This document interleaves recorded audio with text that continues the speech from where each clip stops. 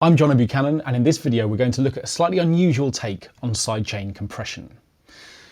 First of all, before we do anything else, let's just have a listen to the track that we're going to be working on, and then we'll see exactly how it's set up and how we can add sidechain compression to this project.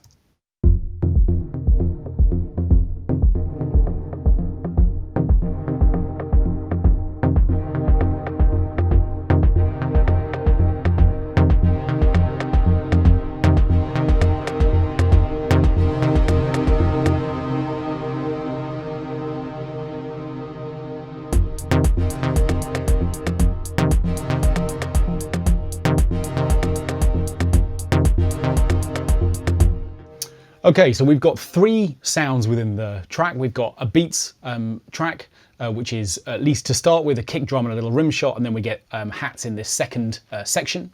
We've then got this little pluck sound, which is growing in terms of its tone, so it starts out as this very muted thing and gets brighter, and then we've got a bass line which isn't changing at all. And if we open up automation, we'll see there's a filter cutoff change on the drums, and we'll also see that there's a filter cutoff change happening here on the pluck sound as well. Now, what we've also got within this track is a reverb track, which is the one to which we're going to add our sidechain compressor. Now, the reverb's interesting in that it's doing two things. Firstly, we can see that there's a little volume boost here into this section, but what we'll also see is that there's an automation lane here which is controlling its decay time. So that through this first section of the track, the reverb goes from being much shorter to being much, much longer, which is why we get this big cloud of reverb in the middle of the track. And that might be quite an interesting place to experiment with how sidechain compression might work. So how am I going to create sidechain compression on the reverb of this track? Well, firstly, before I even think about that, I need to create a trigger for my sidechain compressor. Now, I don't want to use the entire beats track. I just want to use something which is going to play on all 4 beats of the bar, the kick drum, in other words. So what I'm going to do first of all is to duplicate the drum part. And I'm going to do that very easily by selecting its track and then pressing this button here, which duplicates the tracks at the top. So by pressing this button, I get an absolute perfect duplicate of the track above.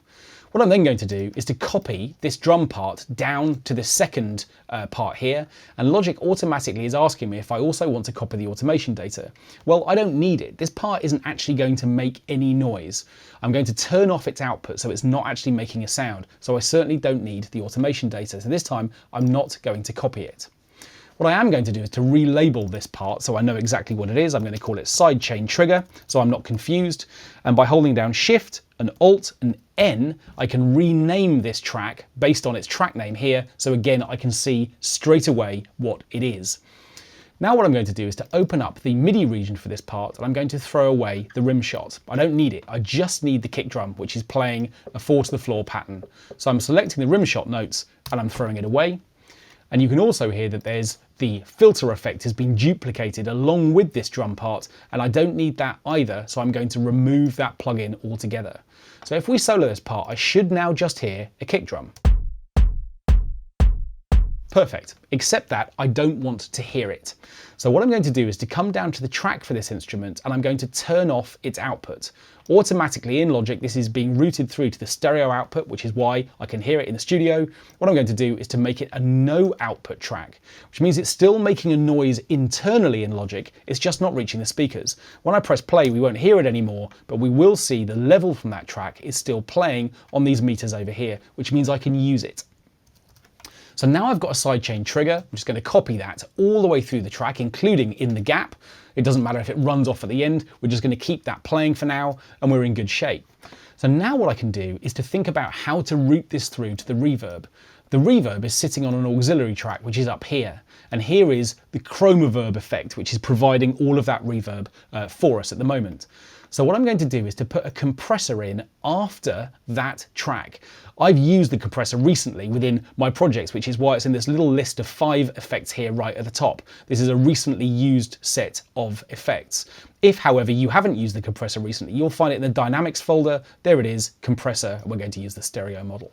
So Logic's compressors have multiple algorithms that we can use. So we can pick any one of these that we like. I'm going to use the Studio FET model, which is here. And what I'm then going to do is to go and find the track which I want to route in as a sidechain source. The sidechain input signal is up here in the top right hand corner, and I'm going to select this new track that I've created, which is called sidechain trigger. Because I labeled it, it's very easy to find it in the list of sidechain sources. So now that I've got that coming into the project, what we should see when I press play is that we'll see that the sidechain trigger is making the compressor pump.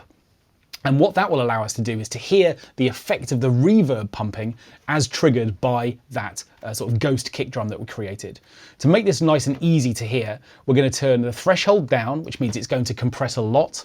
We're going to turn the ratio up, which means that every time it compresses a lot, it pulls a lot of volume out. And we're going to turn off auto gain, so we're not having automatic volume added to the sound, but we can control that manually ourselves with this dial here. Let's just hear how that sounds. We should see the compressor pumping nicely.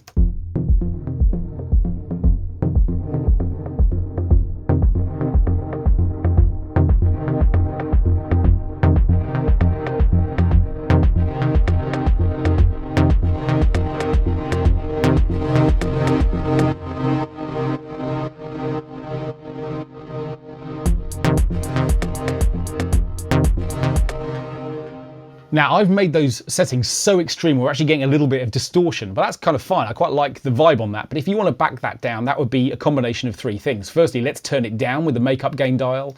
Let's make the ratio a little bit less extreme, and let's put the threshold back up a little bit so that less of the signal is being compressed. Let's compare that now. A slightly more subtle effect, but we should still hear it pretty clearly.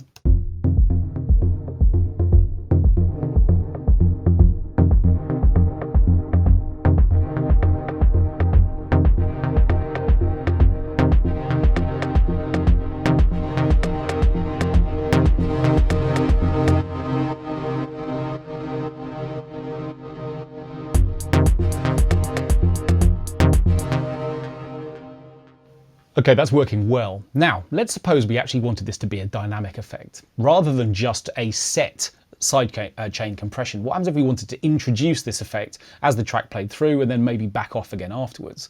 Well, actually, there are a couple of ways that we could do that. Firstly, what we've got within Logic is a mix dial within this compressor. Now, what this allows me to do is to set a balance between the input signal and the output signal. So in other words, what I can do is to switch between the uncompressed signal, the signal coming in before the compression happens, and the output signal, which is the compressed signal. So if I played with that parameter, we should be able to change the way in which the compressor behaves. Let's see if that works. Let's turn the input dial all the way around so we're only monitoring the input.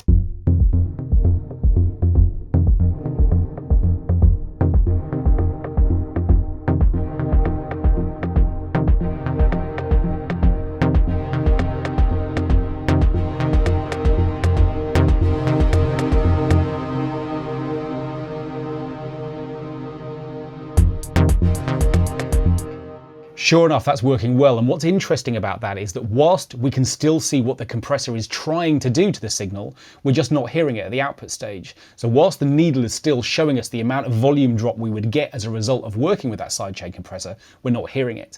And that's actually quite nice. It means we can monitor it and then introduce the amount of that we want to use. So if we were to automate this parameter, then that would allow us to control the sidechain compressor. The other way that we could do it would actually be to change the threshold point. If we were to put the threshold all the way back up to the top of the mix, all the way over here, it basically means there's no way that the compressor can actually be triggered, because the sound simply cannot breach the volume threshold, which would actually lead to us getting that pumping effect. So if I press play now, we'll see that the needle only moves a tiny amount, not enough for us to hear.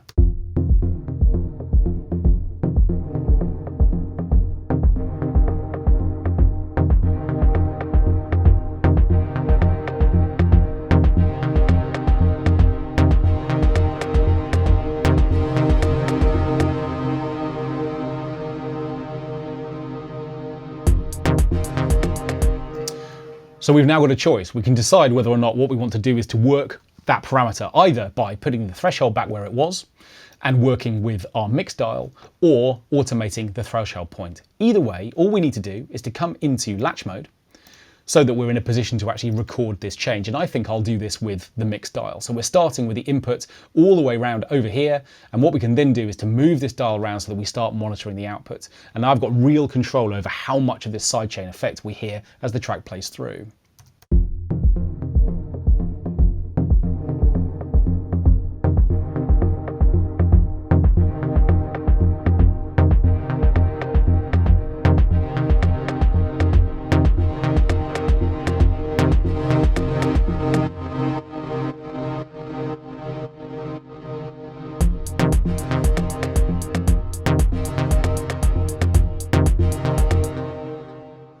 And that's working well. So what I've done is to drop the threshold a little further this time, which is why we're getting a little bit of that distortion back, but I like that character, so I'm going to leave it where it is. So just to protect that line, what I'm going to do is to come back into read mode, and we can now see that we've got another lane of automation data, which is controlling the mix dial.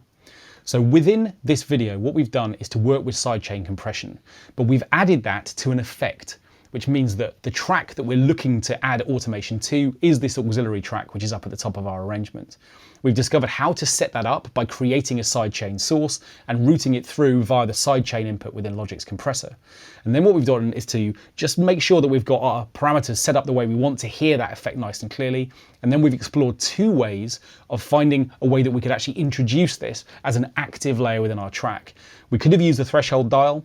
We've actually used the mix dial to set a balance between the input and the output signal.